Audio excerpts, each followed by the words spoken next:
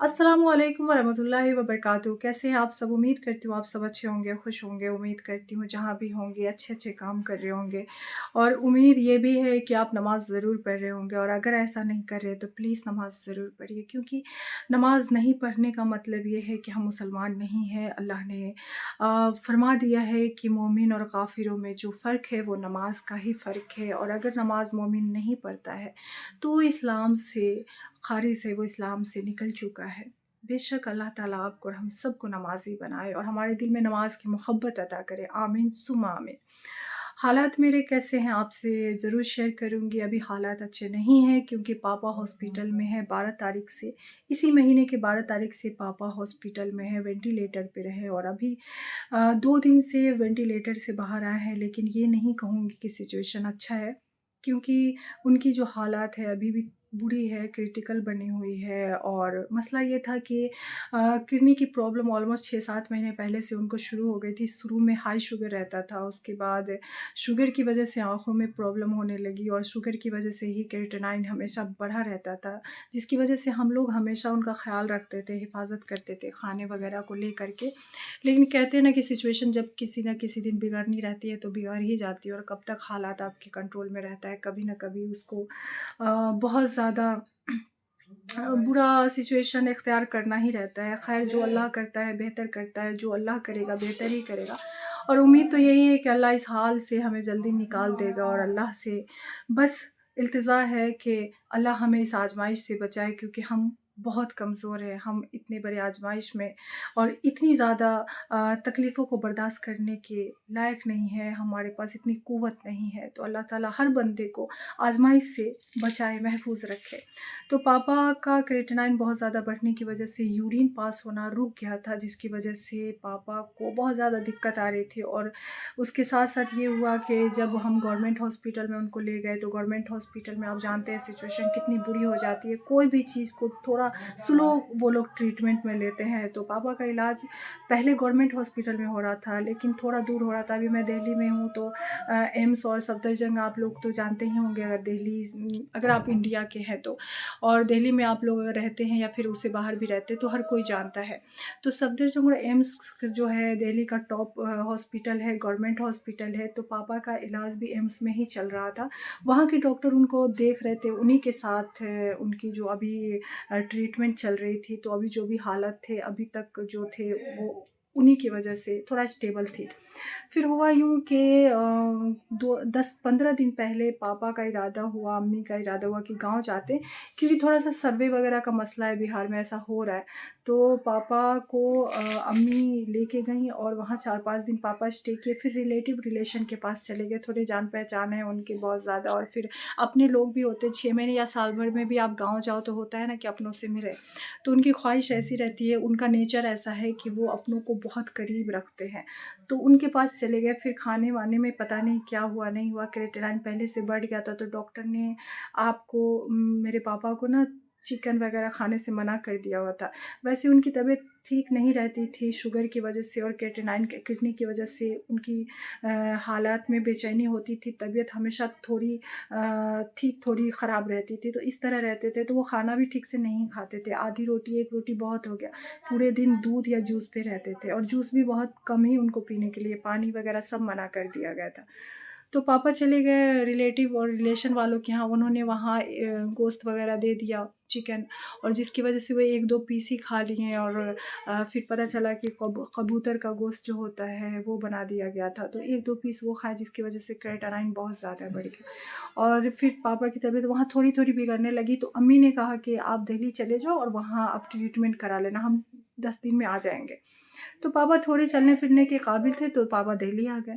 फिर यहाँ आने के बाद ज़्यादा सिचुएशन बिगड़ गई, तो हम लोगों ने कहा कि 1-2 दिन आराम करने के बाद डॉक्टर के पास जाएँ, क्योंकि अगर चक्कर वगैरह ज़्यादा आ गया, सिचुएशन ज़्यादा बिगड़ गई, तो फिर रास्ते में भी तो इंसान जाता है, फिर हालत सिचुएशन और बिगड़ जाते, तो मुश्किल हो जाता है ना केयर करना।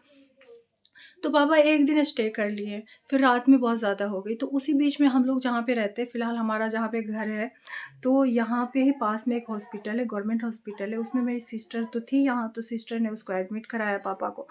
तो गवर्नमेंट हॉस्पिटल में इसको लाइट लिया गया, नहीं देखा गया ठीक से।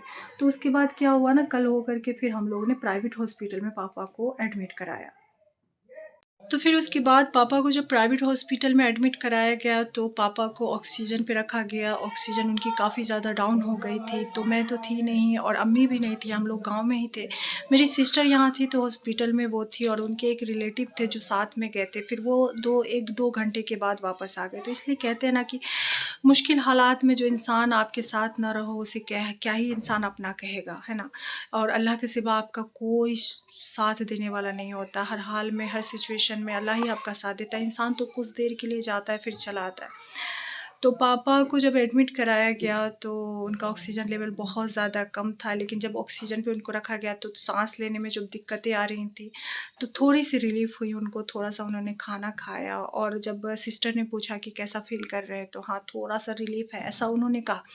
फिर क्या होता है ना कि प्राइवेट हॉस्पिटल में ना आप पेशेंट से बार-बार नहीं मिल सकते, ज़्यादातर ऐसे रूल होते हैं। तो पापा के से भी ज़्यादा मिलने की इजाज़त नहीं थी, तो जब एडमिट कराया गया था शायद सुबह 11-12 बज रहे थे, फिर इसी तरह का शाम हो गया, तो लास्ट डेट 10 बजे रात तक उनको मिलने दिया गया मेरी सिस्टर को और वो जब मिल के आई तो पापा ठीक-ठाक थे, थोड़ा बात वगैरह भी कर रहे थे। तो सिस्टर ने कहा कि हॉस्पिटल में हम अकेले तो नहीं रुक सकते, प्राइवेट हॉस्पिटल होती है तो हर जगह रुकने के लिए जो होते हैं ना बंदोबस्त नहीं होते, हर जगह आप नहीं रुक सकते, नहीं बैठ सकते, नहीं सो सकते। चेयर होते हैं वेटिंग रूम में बस वैसा ही होता है। तो सिस्टर चली आई क्योंकि उसको भी 102 फ़ीवर थे, पापा के लिए कई रात से जग रही थी। तो उसने सोचा कि पापा स्टेबल है, ऑक्सीजन वगैरह तो लगे हैं, अब हम कल जाएँगे तो फिर अच्छे से देख लेंगे उनको। कल सुबह ही में निकल जाएँगे। अब तो पापा खुद भी बोले कि आप चले जाओ क्योंकि अब तो मुझे सोना ही है, मैं नींद सो जाऊँगा और आप चले जाओ, कल सुबह आ जाना।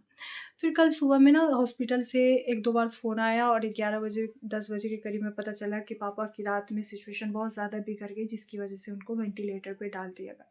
अब मैं और मेरी माँ बिहार में थे, हम लोग घर पे थे गाँव में, तो इतने परेशान, इतना रोना, इतना परेशान, इतनी बेचैनी कि पता नहीं उस बीच में क्या हुआ, नहीं हुआ हमें मालूम नहीं। डॉक्टर अभी के ऐसे होते हैं, ख़ास करके प्राइवेट के, तो बंदा अगर दुनिया से चला भी जाए ना तो उसको रखते हैं ताकि पैसे वग़ैरह बन जाए या कुछ भी हो।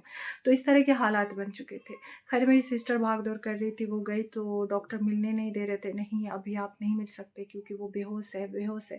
इस तरह से हम लोगों ने थोड़ा-सा पेशेंस रखा कि चलो ठीक है बेहोश है तो फिर होश में आएँगे। हम लोग दूर से ही देखे, मतलब मैं नहीं मेरी सिस्टर दूर से ही देखी तो बोली कि अप्पी ये बेहोश है पापा, कुछ भी नहीं एक्शन कर रहे और बाकी माउथ में और नोज़ में बाकी चीज़ें उनको लगी हुई हैं, वेंटिलेटर पे डालते तो सारा।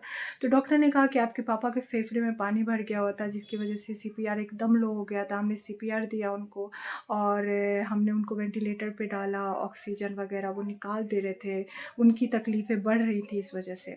तो जो भी थे डॉक्टर ने कहा कल सुबह में होश आ जाएगा। जब हम बार-बार हम लोगों ने पूछा तो सुबह का हम लोगों ने वेट किया, तब तक हम ये घर से टिकट वग़ैरह देखने लगे। जब सुबह का वेट किया तो सुबह में भी 10 बजे 9 बजे तक ही नर्स बोल दी कि नहीं आज होश में नहीं आएगा, नहीं आएँगे पेशेंट, अब कल तक आप वेट कीजिए। तो हमें और टेंशन हो गई कि आज सुबह का कह चुके थे डॉक्टर, फिर आज क्यों नहीं हो रहे हैं, ऐसा क्या है? पेशेंट है भी कि नहीं है? तो इस बीच में हम अल्लाह से बहुत दुआ करते थे, बहुत सारे वज़ाइफ़ किया हमने, बहुत सारे दुआएँ माँगी अल्लाह ताला से और अल्लाह ताला को राज़ी करने की कोशिश की और अल्लाह ताला को बार-बार पुकारा कि इस मसले से हमें निकाल दे, इस तकलीफ़ से हमें निकाल दे। बहरहाल अल्लाह हर चीज़ पे क़ादिर और अल्लाह ही हर सिचुएशन से निकालने वाला है। तो 3 से 4 दिन के बाद जब पापा को होश आया, थोड़ा-सा पापा हाथ-पैर हिलाए तो हमें लगा कि पापा हैं और जान में जान आई। इस तरह से फिर एक ही टिकट कन्फ़र्म हुआ और दूसरे टिकट हम जनरल बोगी के लिए और अम्मी के साथ स्लीपर में बैठ कर के आ गए।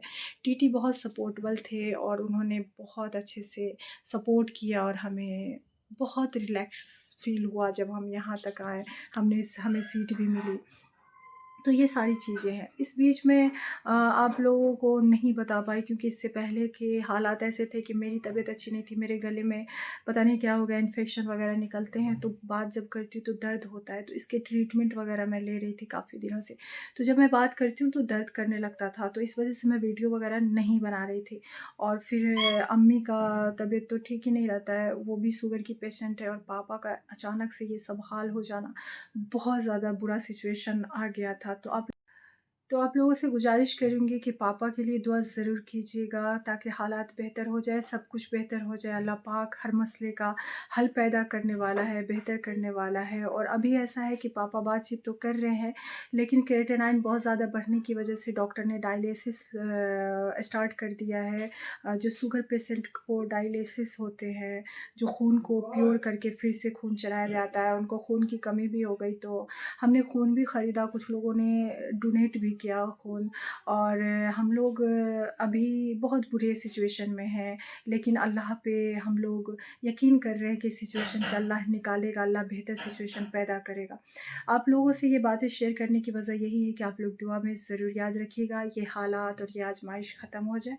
और बाकी आप लोग अपना ख़्याल भी रखिएगा, और मिलते हैं नेक्स्ट वीडियो में बेहतर सिचुएशन और बेहतर हालात के साथ। तब तक के लिए अल्लाह हाफ़िज़। दुआ में याद ज़रूर रखिएगा। मैं भी आप लोगों के लिए दुआ करती हूँ। और हाँ, नमाज़ ज़रूर पढ़िएगा, अपना ख़्याल रखिएगा और हर मुसलमानों के लिए दुआ कीजिएगा। अल्लाह हाफ़िज़।